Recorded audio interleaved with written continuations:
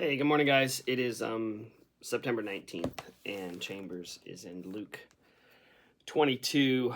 I told you, I guess it was day before yesterday, that I accidentally read yesterday's, the 18th, um, devotional and didn't really like it.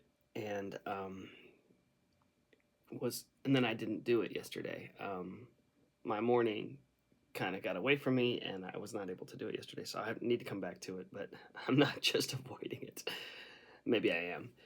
Anyway, um, today in Luke 22, it's the Last Supper. Jesus is talking with his disciples. It's crazy. This conversation, which is kind of par for the course for Jesus and his disciples, he'll be having a conversation with them that I imagine they came back later to and said, "Oh, this is what he meant." And actually, the Bible says there are times when they actually say that, where they're like, "Oh, Jesus, this is what he was saying. This is what he meant."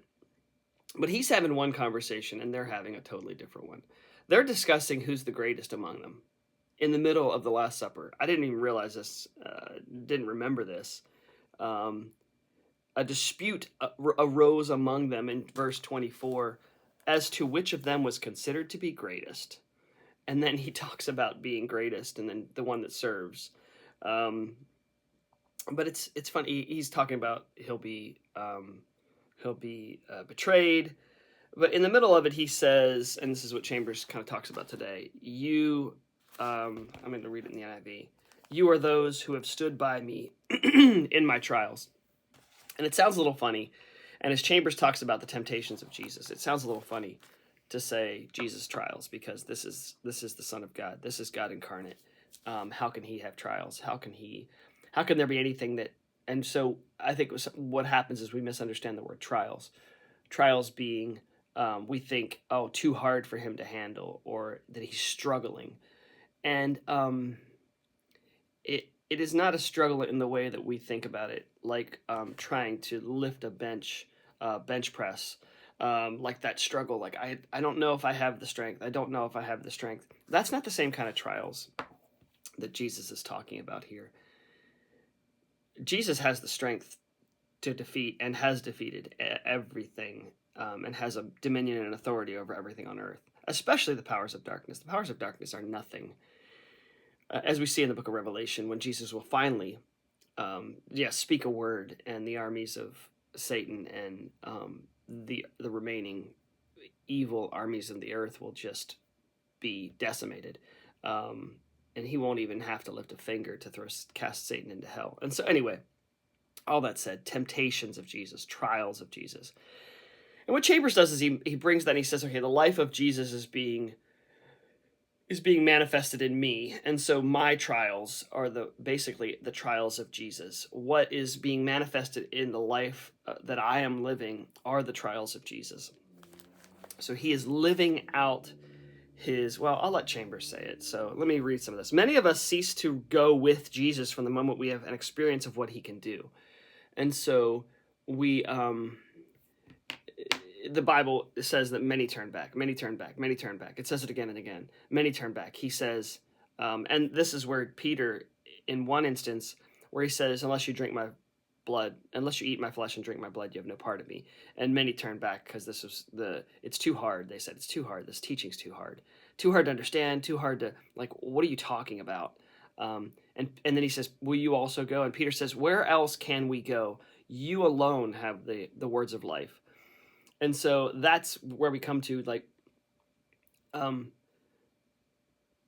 we can't go back. We have to follow, because there's no other solution to death. And so, anyway, let me keep reading with Chambers here. Watch when God shifts your circumstances. Watch when God shifts your circumstances, and see whether you are going with Jesus, or siding with the world, the flesh, and the devil. We wear his badge, but are we going with him? And this is, and obviously in Luke 22, it's leading up to the trial and persecution and crucifixion, and they all fall away. And so they decide to even momentarily to turn back. And it's funny because Jesus, not funny, but interesting, Jesus actually says right in the middle, Simon, Satan has asked to sift you as wheat, but I have prayed for you. that your faith may not fail. And when you have turned back, strengthen your brothers. When you've come back to the faith, strengthen your brothers. I'm sorry, I'm running out of time, but we have the idea, Chambers says here, that we ought to shield ourselves from some of the things God brings around us. Never. If God brings it to us, we should not shield ourselves from it. God engineers circumstances, and whatever they may be like, we have to see that we face them while abiding continually with him in his temptations.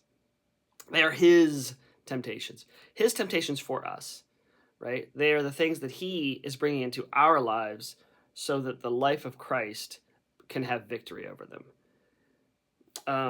Not temptations to us, but temptations to the life of the Son of God in us.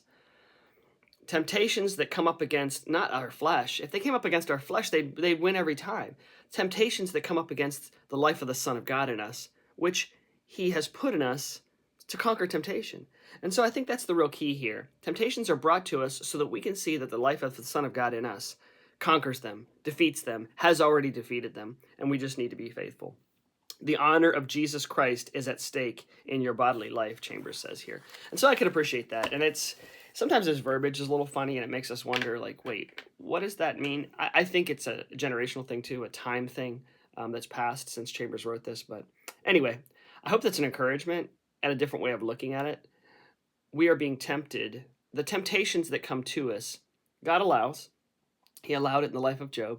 He allows them so that they can come face to face, not with our flesh, because our flesh will fail every time, but face to face with the life of the Son of God in us. And so I would say that if we are not seeing temptation being defeated in our lives, that's because we are trying to overcome temptation with flesh versus the life of the Son of God in us.